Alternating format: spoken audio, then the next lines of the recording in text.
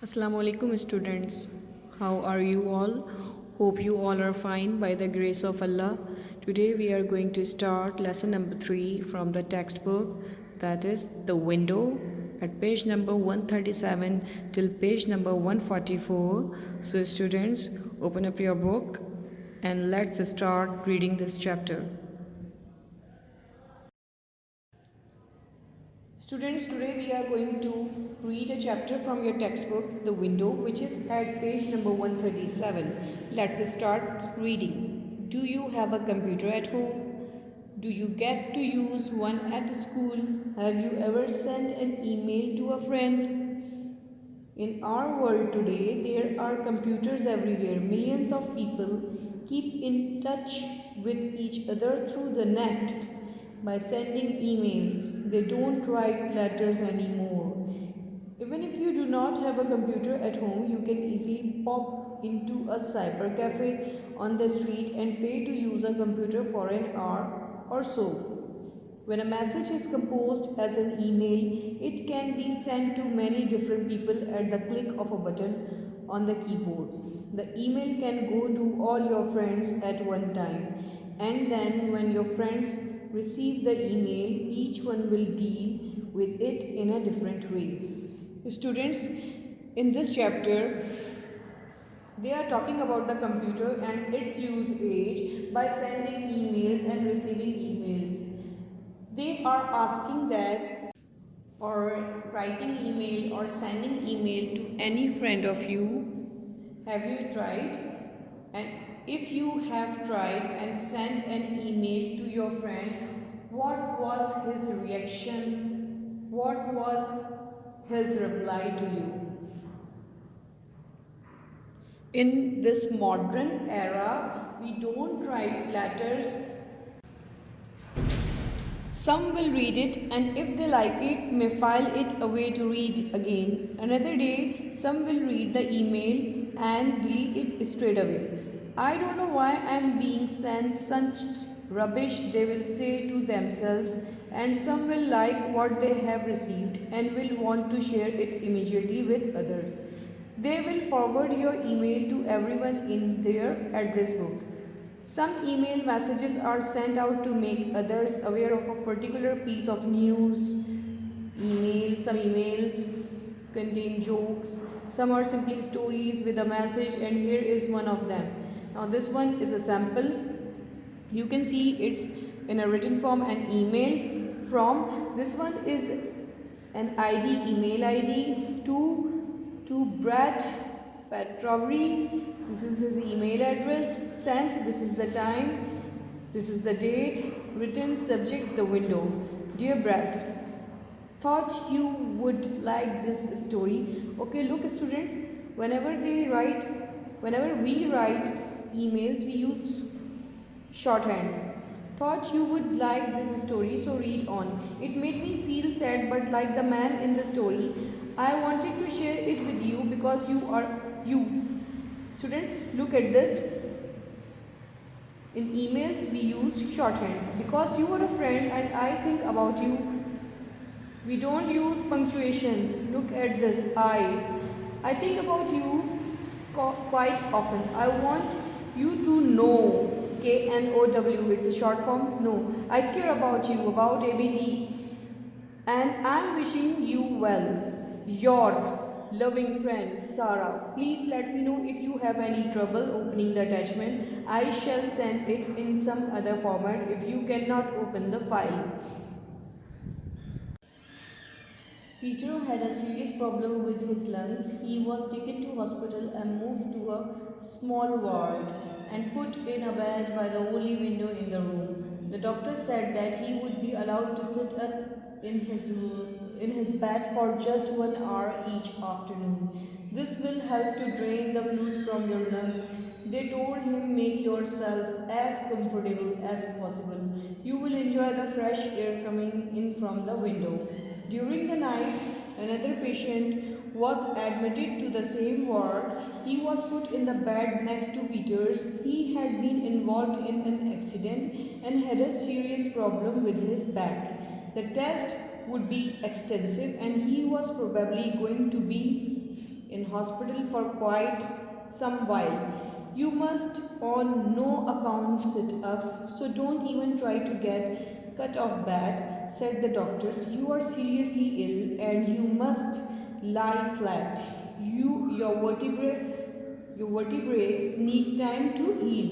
The following morning, after the doctors had been on their rounds to see the patients, the two men began to talk to each other. What's your name? Asked Peter from his bed by the window. At first, the man in the next bed did not reply. He did not know where the question had come from or to whom it was addressed. All he could see was a point on the cold white ceiling directly above him. Okay, they are saying that there was a boy, Peter, who had a problem in his lungs, was taken to a hospital and moved to a small ward to take rest. Doctors advised him to take rest, not to sit up, and he was there for treatment, so therefore he had to follow the guidelines the doctor gave him. There was another patient in the room who met an accident. He was also admitted there, and he was put in the next bed to the Peter. When the nurses looked after the patients, the doctors came to take a round, and what they saw was Peter was asking, "What's your name?" to the next patient who had shifted after him. But that patient did not know that Peter is talking to him, and he did not know that who this question has been asked. So he did not answer.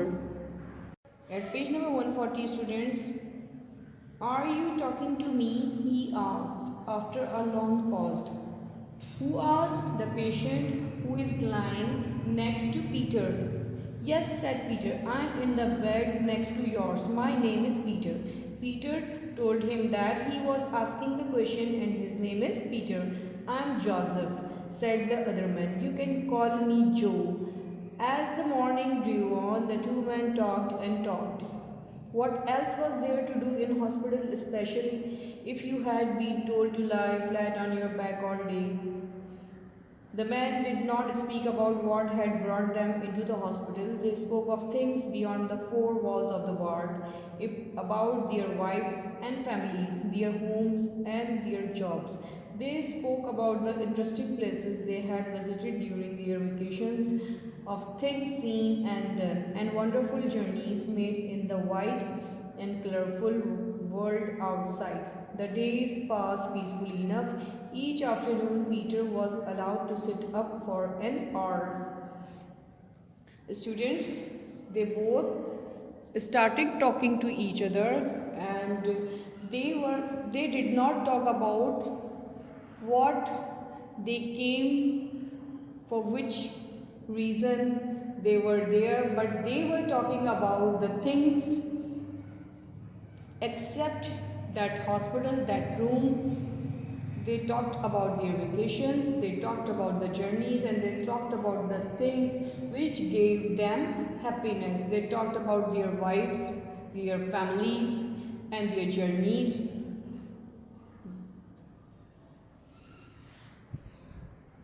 At page number 140, students, "Are you talking to me?" he asked after a long pause. Who asked the patient who is lying next to Peter. "Yes," said Peter, "I'm in the bed next to yours. My name is Peter." Peter told him that he was asking the question and his name is Peter. "I'm Joseph," said the other man. "You can call me Joe." As the morning drew on, the two men talked and talked. What else was there to do in hospital, especially if you had been told to lie flat on your back all day? The men did not speak about what had brought them into the hospital. They spoke of things beyond the four walls of the ward, about their wives and families, their homes and their jobs. They spoke about the interesting places they had visited during their vacations, of things seen and done, and wonderful journeys made in the wide and colorful world outside. The days passed peacefully enough. Each afternoon, Peter was allowed to sit up for an hour. Students, they both started talking to each other, and they did not talk about what they came, for which reason they were there, but they were talking about the things except that hospital, that room. They talked about their vacations, they talked about the journeys, and they talked about the things which gave them happiness. They talked about their wives, their families, and their journeys. As he did so, a shadow would fall across Joseph's bed. "Tell me about the world outside," Joseph would say as he stared at the ceiling. "You are by the window. You lucky fellow, there is nothing much happening on the ceiling today, not even a spider or a fly." And Peter would tell him, "It's a bright day today. The window overlooks a park with a lovely lake. There are ducks and swans splashing on the water, and around the lake there is a lush green lawn surrounded by flower beds. Some children are sailing their model boats on the sparkling water of the lake, such a deep blue, much darker than that of the sky, and yet much brighter because of the reflected sunlight."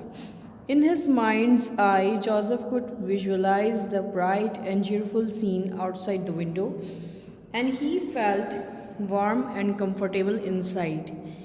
"Young couples are walking," continued Peter, "and now one young man is picking a scarlet rose and handing it to his wife. How many flowers there are, and what stunning colors! What lies beyond the park, Peter?" "Beyond the park, why, there is a busy street. Red buses are rattling along, and black and yellow taxis weave in and out of the other cars. They obviously know their way around the city better than the others." Joseph asked to Peter this because Peter is by the window, is at the side by the window, so he could see outside, and he could tell him what is going on outside. So he asked Peter, "Tell him what is happening outside." So Peter told him that there is a lovely lake outside the window. There is a green lawn surrounded boats on the sparkling water, and such a deep blue lake, darker than the sky. In his mind's eye, Joseph could imagine that what he was telling, he was imagining in his mind the bright and cheerful scene outside the window. So he was becoming comfortable, he was becoming relaxed by listening to the things which Peter was telling him. He was telling him about the park. There is a busy street where the cars are moving here and there. So he was imagining all these things, that there is a lake, there is a busy street, and people are enjoying outside the window. He was imagining all the things in his mind, and by imagining these things, he was getting comfortable and he was getting relaxed. And beyond the busy streets, there is a spectacular skyline, old grey buildings and sparkling new glass and metal ones that almost reach the clouds, a church steeple pointing proudly to the heavens, a round dome more sober, and a tall tower bristling with antennae, perhaps to send and receive signals of some kind, all of them magnificent structures. Okay, students, this picture is showing what Joseph is imagining. The things which Peter told him, he is imagining. These things are in his mind. Old grey building, sparkling new glass metal ones that almost reach the clouds. A church with a round dome, tall tower, bristling with antennae. There are antenna, okay? Perhaps to send and receive signals of some kind may be used to get any signals, any type. All of them magnificent structures. Magnificent structures like adorable, beautiful view. And then the nurses would come in and say, "Now, Peter, it is time to lie down again. Your hour is up," and they would ease him back onto his bed. Okay, Peter was allowed to sit only for an hour. So when he was telling the things which were outside, in between, nurse came and told him to lie down again because his time was up, and they made him to lie again. Joseph began to live for those 1 hour sessions when Peter would describe the wonderful world outside. Now Joseph and Peter daily communicate, daily have a conversation about the view outside the window. Joseph used to ask Peter about the things which are happening outside. So whenever Peter sits up for an hour, he told the things which are happening outside to Joseph. A few more days went by and life in the hospital ward continued as usual. The nurses would come in, help Peter to sit up, and then leave. And Peter would begin his description. A parade passing along the high street, the clouds of all shapes and sizes fleeting across the sky, spectacular rainbow after a shower of rain, birds getting up to all kinds of tricks and frolicking in the water of the lake, interesting people in the park, and so much more. Each day there was a new scene to describe, and each day Joseph stared at the ceiling or shut his eyes and imagined the scene, and slowly, very slowly, Joseph's health improved. But then one morning, some days later, the nurses did not come to help Peter sit up in bed. He was not there. Joseph feared the worst. "Where is Peter?" he asked one of the nurses later that morning, and she told him the sad news. Peter had died during the night. Joseph was heartbroken. His mornings would not be the same without Peter to help him pass the long hours of the day.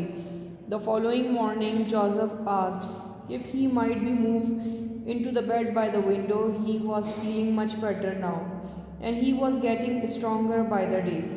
He would soon be able to sit up himself and gaze out of the window. In due course, Joseph was moved into the bed by the window. In the afternoon, with a little help from one of the nurses, he was propped up and sitting in bed. Every day, Peter used to tell him the things which are happening outside, and Joseph used to listen it with interest. After this, Peter was not there. When Joseph did not see Peter, so he got worried and he expected the worst. And he asked the nurse that where is Peter. Then the nurse told him the sad news that Peter is no more. Peter had died last night. So Joseph became so much sad, and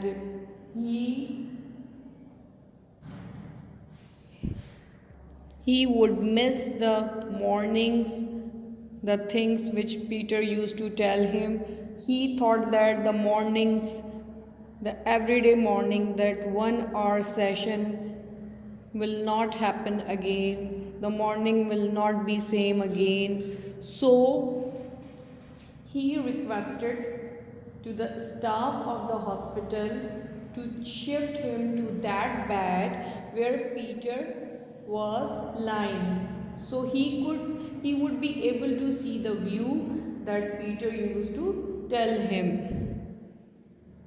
We are reading at page number 144. Okay, when Joseph was shifted here, what he looked out and what happened, let's read. He looked out of the window for the first time. All that he could see was the brick wall of the building next door. Joseph called for the nurse. "Tell me, nurse," said Joseph, "when was that ugly wall built outside the window?"